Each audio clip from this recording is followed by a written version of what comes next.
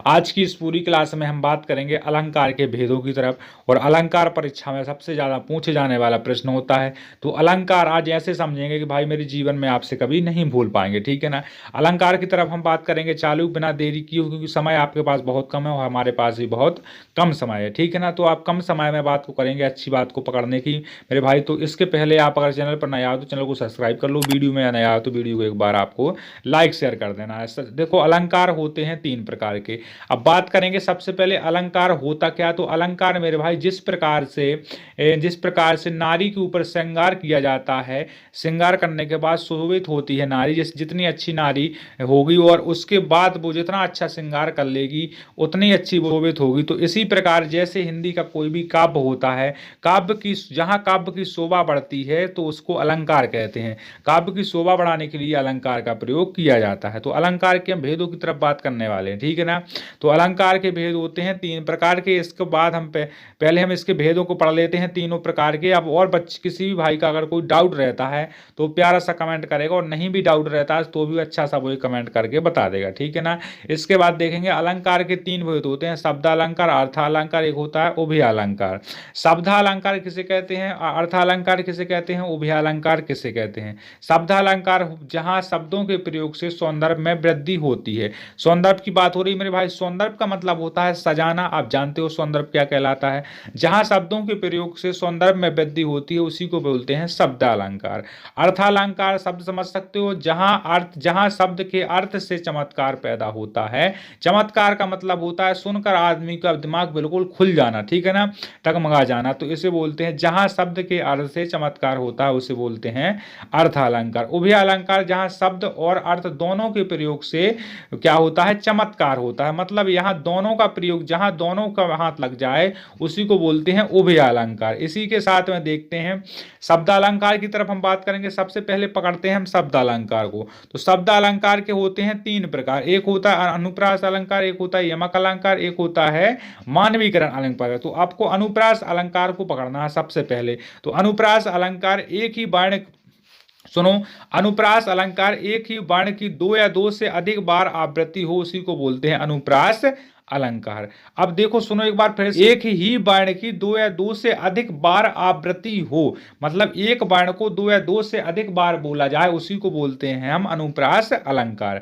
इसका साधारण सा एक उदाहरण होता है जैसे रघुपति राघव राजा राम। रावण देखो आपको कितनी बार, हर एक में रावण सबसे पहले आ रहा है, तो इसी को बोलते हैं हम अनुप्रास अलंकार। रघुपति राघव राजा राम जैसा एक उदाहरण होता है, इसको बोलते हैं हम अनुप्रास अलंकार। फिर होता है यमक अलंकार। तो यमक अलंकार जब एक ही शब्द बार बार आए किंतु उसका अर्थ अलग अलग हो जाए तो उसी को बोलते हैं यमक अलंकार। यमक से मतलब होता है अलग।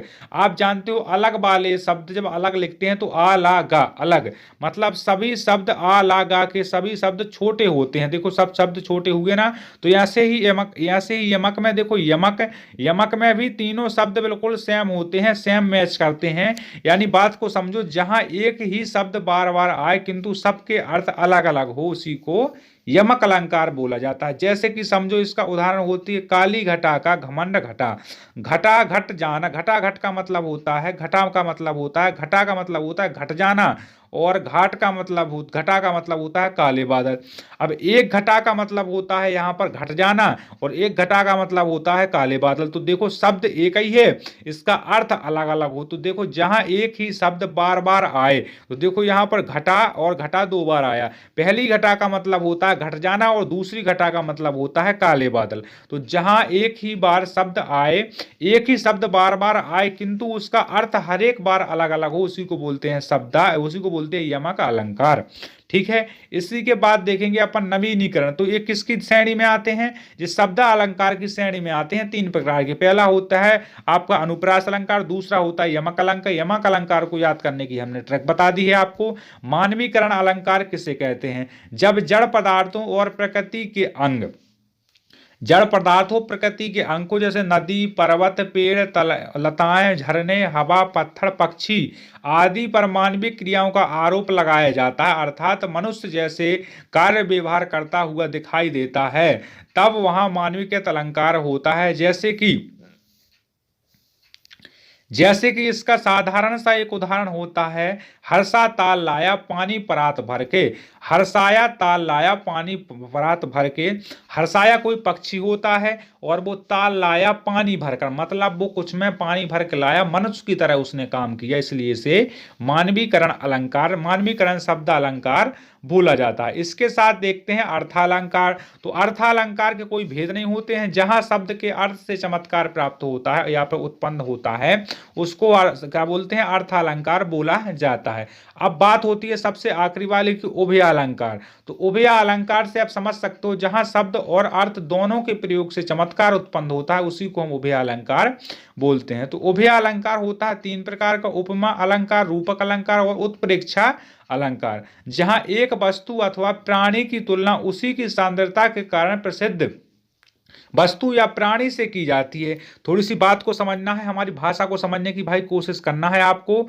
यहाँ क्या बोल रहा है वो, जहां एक वस्तु अथवा एक प्राणी, वस्तु मतलब कोई सामान या प्राणी मतलब अपन स्वयं, स्वयं की तुलना उसी की सांद्रता के कारण प्रसिद्ध होती है। सांद्रता का मतलब होता है उसी के कार्य के कारण, जैसे अपन ने कोई काम किया, अपने इस काम के कारण, अपनी सांद्रता के कारण प्रसिद्ध होती है। तो वस्तु या प्राणी से की जाती है तो उसकी सांद्रता वस्तु या प्राणी से की जाती है तो उसी को बोलते हैं उपमा अलंकार। उपमा अलंकार में देखना है उदाहरण होता है रण।